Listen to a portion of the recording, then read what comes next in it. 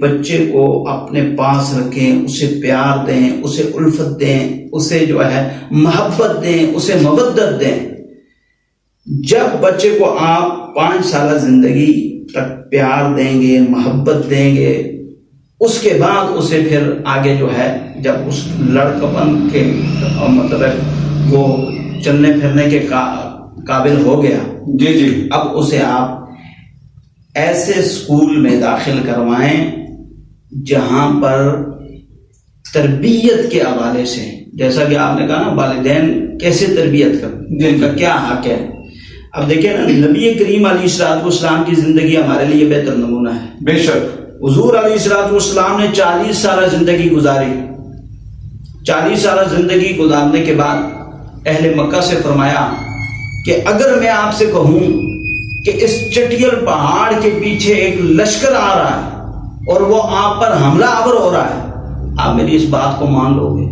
سب نے جو ہے جنب غفیر کی صورت میں کہا جی ہاں۔ فرمایا تمہارے پاس دلیل کیا ہے؟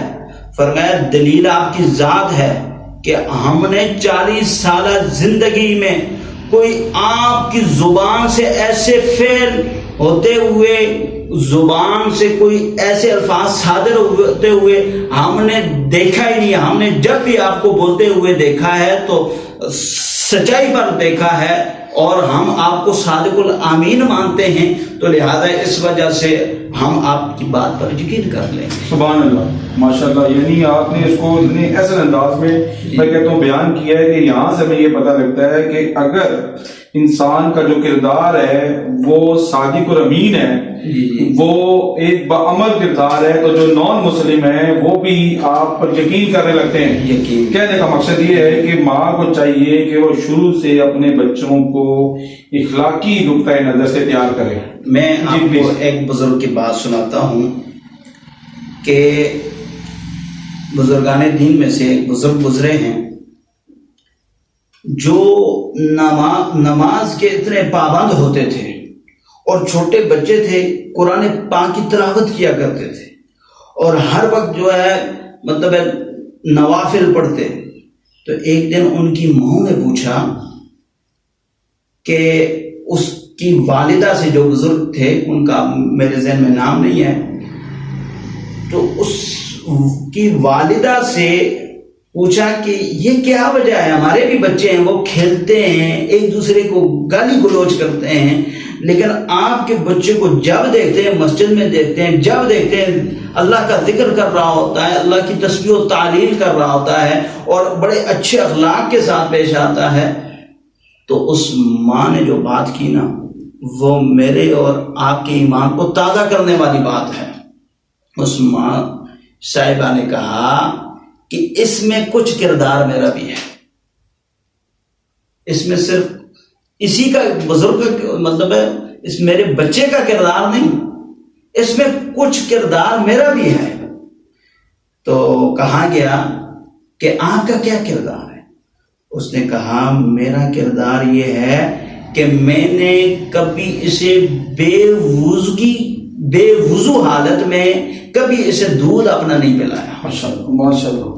جب ہم اپنے بچوں کو بے وضوگی میں دودھ نہیں پلائیں گے، وضو کر کے کھانا بنائیں گی، وضو کر کے کھانا کھائیں گی، ٹی وی دیکھتے ہوئے جناب بچوں کو دودھ نہیں پلائیں گی، اچھا دودھ پلاتے ہوئے سر پر پردہ کر لیں گی، تو الحمدللہ وہ جو بچہ پیدا ہوگا وہ اللہ کی عطا سے وہ تربیت والا بچہ پیدا ہوگا، اچھے اخلاق والا بچہ پیدا ہوگا۔ ماشاءاللہ۔ یعنی ایک چھوٹا سا عمل ہے، وضو کرنے میں کوئی زیادہ ٹائم نہیں لگتا ہے، ایسا ہی ہے۔ تو اگر یہ کر لیں خواتین یعنی مائیں جو ہیں خاص طور پہ، تو اس کی اثرات اللہ پاک کس شکل میں کر دیتے ہیں؟ کس شکل میں دیتے ہیں؟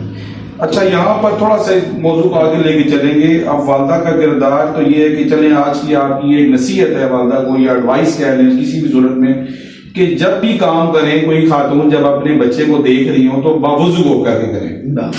میرے خیال سے اگر اسی کے اوپر عمل کر لیا جائے تو بہت بڑے مسئلے حل ہو سکتے ہیں۔ سر آگے چلتے ہیں بات کو لے کے۔ والد کا بھی کوئی کردار ہے نا، دیکھیں نا، والد جو ہے وہ کفیل ہے، گھر کا بڑا ہے، روزی روٹی کا سربراہ ہے وہ، تو کہنے کا مقصد یہ ہے کہ اس کا بھی جو ایک کردار ہوتا ہے والد کا سربراہ کے طور پہ، وہ کیا کرے، اس کو اپنے بچوں کو کیسے لک آفٹر کرنا چاہیے. ٹھیک ہے آج کل مصطلفیات بہت ہیں جس میں ہم بھی شامل ہیں، لیکن کچھ نہ کچھ وقت جب نکالیں تو بچوں کو کیا ایسا ہم سکھائیں کہ ان کی تربیت بہتر ہوگی. اس حوالے سے میں عرض کرتا چلوں کہ اللہ رب الجلال نے والد کو وہ مقام عطا کیا ہے کہ گھر کا، جسے آپ نے کہا سربراہ، اب دیکھیں کل کائنات کا سربراہ میرا اللہ ہے. جی بالکل. زمین و زمان، مکین و مکان، چنین و چنا، عرش و کرسی، لوح و قلم، سبحان اللہ، سب کو چلانے والا، اور چاہے نباتات ہو، حیوانات ہو، چاہے درندے ہوں، پرندے ہوں، ان سب کو رزق دینے والا اللہ وحدہ لا شریک ہے. بے شک. اور اس کائنات عالم کا نظام چلانے والا اللہ وحدہ لا شریک ہے. جی جی بالکل صحیح. ایسے ہی اللہ نے والد کو یہ اختیار دیا ہے. دیکھیں قرآن کریم میں آتا ہے کہ وَقُلْ رَبِّ ارْحَمْهُمَا كَمَا رَبَّيَانِي صَغِيرًا. ماشاء اللہ. والدین کے لیے اللہ نے قرآن میں رب کا لفظ استعمال کیا. سبحان اللہ. اب اگر دوسرے لوگوں کے نظریات و اعتقادات کے ساتھ دیکھا جائے تو وہ تو یہ کہتے ہیں کہ شرک ہو گیا، لیکن اس میں شرک کا پہلو نہیں ہے. جیسا کہ اللہ تعالیٰ نے قرآن کریم میں انہ سمیع بصیر بھی کہا، نبی کریم علیہ الصلوۃ والسلام کے متعلق بھی فرمایا کہ رؤوف الرحیم. تو یہاں باپ کے لیے رب کا جو ہے نا ذکر فرمایا. اس کے اندر مفسرین فرماتے ہیں کہ یہاں جو رب کا جو ذکر کیا، رب خود رب ہے حقیقی طور پر، لیکن والدین کو رب اس لیے کہا کہ جو ربوبیت کی صفت اللہ میں ہے وہ اللہ نے ان میں مجازی طور میں ڈال دی ہے. سبحان اللہ. جس طرح اللہ اپنے بندوں کو پالتا ہے، اس طرح یہ والدین اپنی اولاد کو پالتے ہیں، اور ان پر یہ لازم ہے کہ یہ ان کی تربیت بھی احسن طریقے کے ساتھ کریں. ماشاء اللہ. یعنی آپ کا کہنے کا مقصد یہ ہے کہ دنیا میں اللہ پاک نے والد کو یہ اتھارٹی دی ہے کہ یعنی اللہ کے بعد جو ہے جو سربراہ ہے گھر کا وہ والد ہے. تو وہ اگر کھانے پینے کا انتظام کر رہا ہے ان کا، تو ساتھ ان کی تربیت کا بھی انتظام کرے. تربیت کا بھی کرے. اور دیکھیں نا ہمارے، میں نے جیسا کہ کہا کہ ہم اس سے آشنا نہیں ہیں اپنی شریعت مطہرہ سے. بالکل سب سے بڑا مسئلہ دین اسلام کی تعلیمات سے ہمیں جو ہے ہمارے لیے آگاہی لازم ہے. ہمیں اس سے آگاہ ہونا چاہیے، ہمیں اس سے متنبع ہونا چاہیے، ہمیں اس سے باخبر ہونا چاہیے. جب تک ہم اپنی شریعت سے اجاگر نہیں ہوں گے تو ہم شریعت کے مطابق بچوں کی تربیت نہیں کر سکیں. سب سے بڑا مسئلہ یہ ہوگا. قاری صاحب آپ نے بہت بڑا مسئلہ حل کیا ہے کہ والدین کو چاہیے کہ وہ قرآن و سنت کی تعلیم خود حاصل کریں. پہلے وہ جب تک خود قرآن و سنت کی تعلیم حاصل نہیں کریں گے وہ بچوں کی اچھی تربیت نہیں کر پائیں گے. اچھا میں اس حوالے سے کچھ ایڈ کرتا جاؤں کیونکہ میں فورن اسٹڈی بھی کرتا ہوں، کوئی نہ کوئی ٹاپک لے کے اور اس کو ریکارڈنگ وغیرہ میری ہوتی رہتی ہے. اس معاملے میں جیپنیز ایجوکیشن سسٹم کے بارے میں اور فن لینڈ اور اس طرح دنیا کے جو 20 ٹاپ کنٹریز ہیں اس میں جو ایک بھی مسلمان ملک نہیں ہے. ٹھیک ہے، بڑے شرم کی بات ہے ہمارے لیے، لیکن کہنے کا مقصد یہ ہے کہ وہ اپنے بچوں کی تربیت کو بہت ہی احسن طریقے سے انجام دیتے ہیں، اس لیے وہ دنیا میں کامیاب ہیں. میں دیکھتا ہوں کہ دنیا میں بہت سے ایسے ممالک ہیں جن کی مائیں جو ہیں وہ بچوں کی تربیت کو عبادت کے طور پہ سمجھتی ہیں. جب تک ہم اسلامک طرز عمل کو نہیں پکڑیں گے، جب تک ہم سیرت کو نہیں پڑھیں گے، والدین، خاص طور پہ والدین کی بات کر رہا ہوں جس میں ہم سب شامل ہیں، اس وقت تک ہم بچوں کی تربیت کو بہتر طریقے سے سر انجام نہیں دے پائیں گے. اچھا چلیں سر آگے چلتے ہیں. اب والدین کے بعد آتے ہیں کسی بھی معاشرے میں جو پلر ہیں، جو معمار قوم ہوتے ہیں، ان کو اساتذہ کرام کہتے ہیں.